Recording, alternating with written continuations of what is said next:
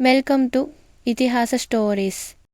అనగనగా ఒక అడవిలో చిట్టి అనే చిట్టి పిట్ట ఉండేది. అది ఎంతో చురుగ్గా తెలివిగా ఉండేది. పక్కనే ఉండే చెట్టుపై కాకి, కోతి, నక్క ఇటువంటి జంతువులతో మంచి స్నేహం కూడా ఉండేది. ఒక వేసవి రోజున అడవిలో భయంకరమైన అగ్ని ప్రమాదం జరిగింది.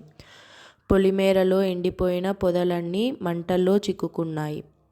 జంతువులన్నీ భయంతో పరుగులు పెట్టాయి. చిన్న పిట్ట మాత్రం ఎక్కడికి పారిపోలేదు. అది ఒక్కటి నెమ్మదిగా ఆలోచించి దగ్గరలో ఉన్న ఒక సరస్సు దగ్గరకు వెళ్ళి తన నాలుకతో నీళ్లు తీసుకొని మంటలపై పడేయడం మొదలుపెట్టింది. దాన్ని చూసిన నక్క నవ్వింది. ఓ పిట్టా, నీ నాలుకతో నీళ్లు ఎంత? మంటలు ఆర్పలేవు కదా. అప్పుడు చిట్టి నవ్వుతూ ఇలా చెప్పింది. నేను తెలిసినంత సహాయం చేస్తున్నాను. నీకు పెద్ద గొంతు ఉంది కదా, మరి నువ్వు నీళ్లు తీసుకురా, మనందరం కలిసి ప్రయత్నిద్దాం. ఆ మాటలకి నక్క, కోతి మానసికంగా మార్చేశాయి. అందరూ కలిసి బుట్టలు, ఆకులు, గువ్వలు ఉపయోగించి నీళ్లు మోసి మంటల్ని ఆర్పడానికి కృషి చేశాయి. చివరికి అగ్ని అదుపులోకి వచ్చి అందరూ ఆనందంగా జీవించారు. చిన్న చిట్టి పిట్ట పెద్ద మార్పు తీసుకువచ్చింది. ఇందులోని నీతి ఏమిటంటే తనెంత పని చేస్తే ఎంత చిన్నవాడైనా మార్పు తేవచ్చు. ప్రయత్నమే విజయానికి మార్గం.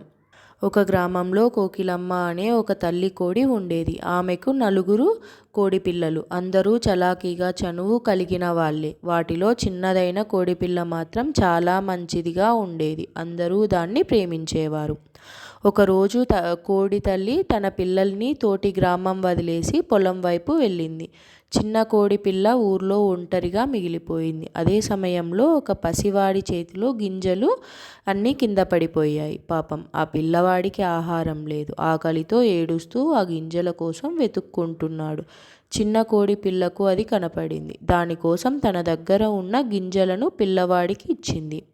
పిల్లవాడు ఆనందంతో నవ్వుతూ ధన్యవాదాలు చిన్న కోడి పిల్ల అని అన్నాడు. ఆ సంతోషం చూసి ఆ కోడి పిల్ల మనసు నిండిపోయింది.